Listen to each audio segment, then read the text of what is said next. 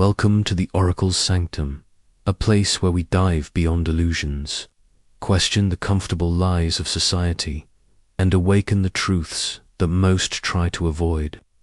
Tonight, I want to take you on a journey, not into someone else's life, not into the dream of a perfect relationship, but into the depths of your own solitude. Have you ever wondered if what we often call love is not really love at all, but simply the fear of being alone? What if the desperate need to have someone by your side is nothing more than an elegant disguise, a shield against the emptiness you feel when silence surrounds you? And what if the relationships we glorify are sometimes nothing but carefully designed escapeways to run away from ourselves? The truth is often most visible in our discomfort with solitude. Carl Jung, the father of analytical psychology, once suggested that we imagine ourselves lying on our deathbed. The room is dark, sounds are fading, and consciousness slowly detaches. From the body, in that stillness, a question rises like a whisper. Did you live your own life, or did you merely walk alongside someone else's? From childhood, society sells us a script. Meet someone, fall in love, build a life, grow old together. It sounds safe, even beautiful.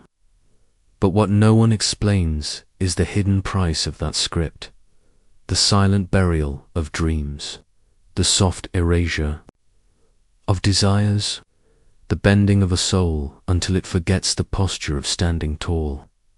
Jung saw that real individuation, the process of becoming whole, requires silence, solitude, and sacrifice. Not sacrifice of yourself, but of dependency, because true freedom never negotiates with fear. But the world doesn't like those who walk alone. It calls them selfish, broken, incomplete. The warnings come like sermons disguised as advice. Nobody can be happy without a partner. You'll end up alone. Something must be wrong with you. But what if those phrases are nothing more than fearful prayers, repeated to comfort the collective? What if the opposite is true, that the deepest fulfillment is not in meeting someone, but in becoming someone so whole that no one could ever replace you? This is not an argument against love. It is an invitation toward courage, the courage to choose yourself, even if it means walking through deserts where few dare to go. Jung knew that most people are not truly in love. They are clinging. They are hiding behind another human being to avoid confronting their own shadow. That is the greatest illusion of romantic love, the belief that another person will save you from yourself. At first, it feels warm. It feels purposeful. But slowly, almost invisibly, adaptation begins. You silence a desire.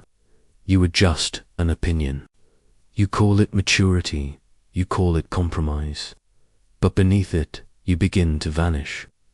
One morning, you wake up, and you are no longer sure who you are. You have become a character, afraid to lose what you believe you cannot live without. Jung did not despise love. He despised surrender, the quiet surrender of your autonomy, your creativity, your fire, because the kind of love sold by society is an ideal that demands fusion.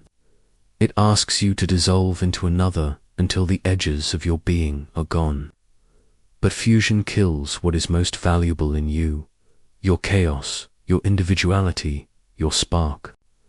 Of creation, a man or woman can only fully become themselves when they are willing to stand alone.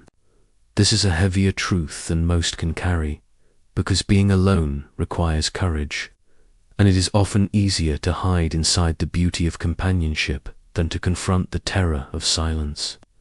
But freedom does not come without silence. Transformation does not come without solitude. Most couples, if you look closely, do not live in harmony. They live in compromise. Behind the smiles, behind the dinners and promises, there are unspoken desires, drowned in silence. There are dreams postponed for the sake of peace.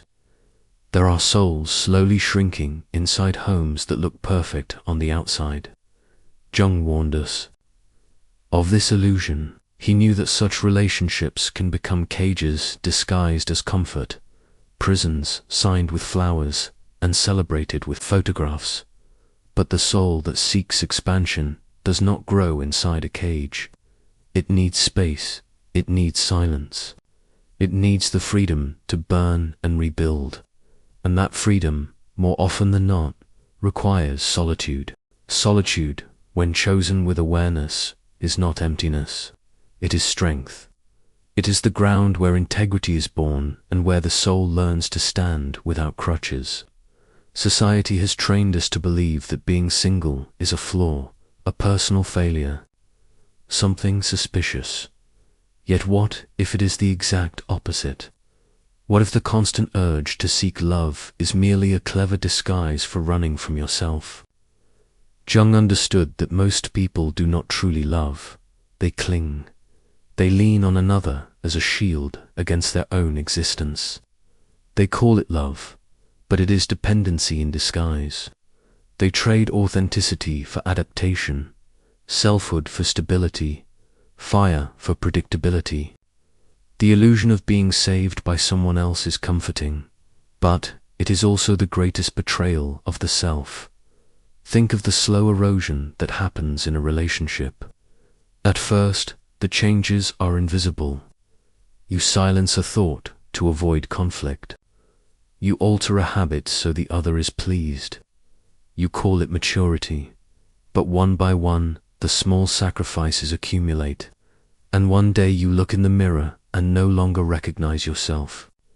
The vibrant, untamed essence has been replaced by a softened shadow who exists only to preserve what feels safe.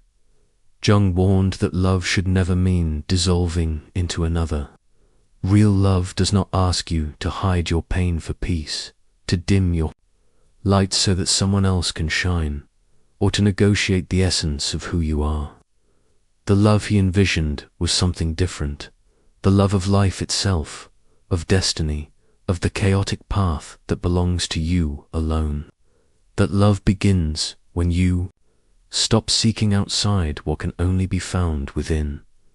But that path is not easy. True solitude is demanding. It is not the loneliness of being abandoned. It is the deliberate silence where your soul confronts itself. In that silence, distractions fall away. You hear the whispers you have ignored for years. You begin to see yourself without masks, without excuses, without borrowed dreams. That is why solitude terrifies so many. It is a battlefield of the psyche, where the weak collapse and the strong are forged. Jung saw solitude not as punishment, but as purification. Without it, you repeat what others say. You become a reflection of society, a performer wearing masks. But in solitude, the mind begins to breathe. It expands. It dares to touch thoughts that others call madness. It reorganizes chaos into vision, fire, and direction. And yet, the cost of choosing yourself is heavy. You lose people, you lose comfort, you lose the security of belonging. Friends drift, lovers vanish, the applause stops, but what remains is you, whole, unbending, unpredictable, dangerous, because nothing can be used against you. You do not need to belong. You do not bend to approval. You become free. Freedom, however, terrifies. People will say you have changed. They will say you are strange. They will tell you that you need someone. They do not understand that you are not searching for someone. You are searching for truth, depth, silence, the sound of your own thoughts, until they become thunder. This is why most people do not want freedom. They want comfort. They want direction. They want someone to tell them how to live. True freedom is unbearable for the unprepared. because it carries no guarantees, no applause, no safety net. It is silence. It is responsibility. It is the terrifying awareness that every step is yours alone. Jung knew this path well. He lived it. He chose solitude, not as accident, but as conviction. He wandered, wrote, confronted his own darkness, endured the fever of his thoughts, and survived. He preferred the pain of isolation to the mediocrity of adaptation. He knew that conformity is death, disguised as routine, that masks, conventions, and comfortable relationships often exist only to distract us from the terrifying depth of existence. But Jung did not seek comfort. He sought what was hidden. He sought what burned beneath the illusions of society, and for that he needed silence. Solitude was his weapon, his method of breaking through inherited lies. The modern world fears silence. It rewards connection, oversharing, endless exposure. We have never been so connected, yet never so empty. We fill the void with noise, but the silence we avoid is the very silence that could make us whole. Solitude is not rejection. It is not a flaw. It is choice. It is the sacred ground where consciousness reorganizes and chaos becomes creation. To live this way is to walk away from the herd. And leaving the herd is always a rupture. It is mourning, but it is also awakening. Because in the wilderness of your own soul, you find what no one else can give you, yourself. Marriage and relationships are often portrayed as the ultimate destination of adult life, the dream ending, the proof of stability and completeness. But beneath the carefully staged photographs and poetic captions lies another reality, one that few dare to say out loud. For many, marriage is not liberation, but containment. It is not expansion, but the quiet burial of possibilities. Jung saw this clearly. He knew that predictability and routine may build households, but they suffocate creation.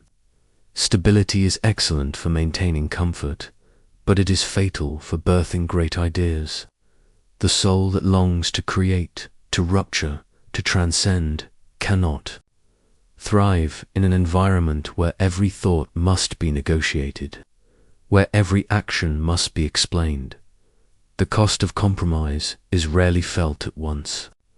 It arrives slowly. You postpone a plan. You avoid a truth. You stay silent to preserve peace. And without noticing, your fire weakens. Not extinguished, but smothered under layers of adaptation. It is sold as maturity, but it is really surrender. Great ideas, Jung reminded us, are born in solitude. They require silence, space, and the freedom to let the mind wander without permission. Think of the great minds of history: Einstein, Tesla, Nietzsche, Jung himself. Their visions were not born in domestic harmony. They were born in solitude, in nights of fever and madness, in moments when silence was their only companion.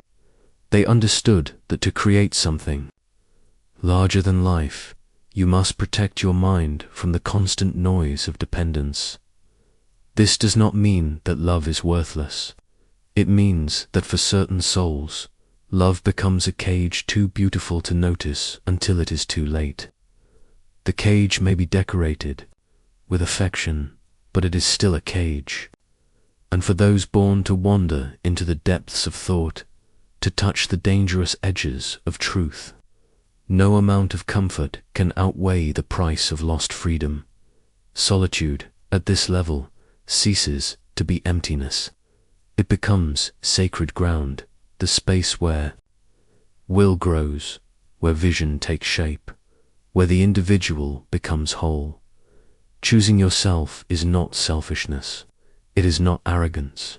It is the only way to prevent betrayal of your own essence. True selfishness is demanding that others carry the weight of your happiness. True freedom is carrying it yourself. Most people will never take this step. They prefer the edited version of freedom, the one with guarantees, affection, applause. But real sovereignty is brutal. It comes without applause, without safety, without anyone to blame. It comes only with silence and the raw truth that you alone are responsible for your existence. To choose yourself is to step off the stage of expectations, to refuse the roles handed down by culture. It is to face rejection, judgment, and loss, but also to awaken into the wholeness of your own being. Jung knew the price was high, but he also knew it was the only way to live without betraying the self. So now the question is no longer about others. It is about you. Do you truly want love, or are you seeking an escape from yourself? Do you want comfort, or do you want freedom? Do you want the safety of belonging, or the wild integrity of standing alone? Because one day the applause will fade, the promises will dissolve, and all that will remain is the mirror. In that silence, you will either find a stranger who adapted until nothing was left, or you will find yourself raw, untamed, whole. And when that moment comes, you will realize the greatest act of love is not to give yourself away. The greatest act of love is to never abandon yourself. So, if these words resonated with you, it means something inside you already knows the truth. This message is not for those who are still asleep. It is for those who are beginning to awaken. If you are ready to take the risk of living as one who owes nothing to anyone, not culture, not fear, not expectation, then your journey has already begun. Thank you for walking with me through this exploration. If you felt a spark in these words, I invite you to stay connected, because the path of self-discovery is not a single step, but an endless unfolding. And remember, here in this space, you are not judged. You are not asked to conform. Here, you are invited to awaken. This is the Oracle's Sanctum. Until we meet again, walk faithfully with your own truth, and never forget the greatest loyalty you can offer is to yourself.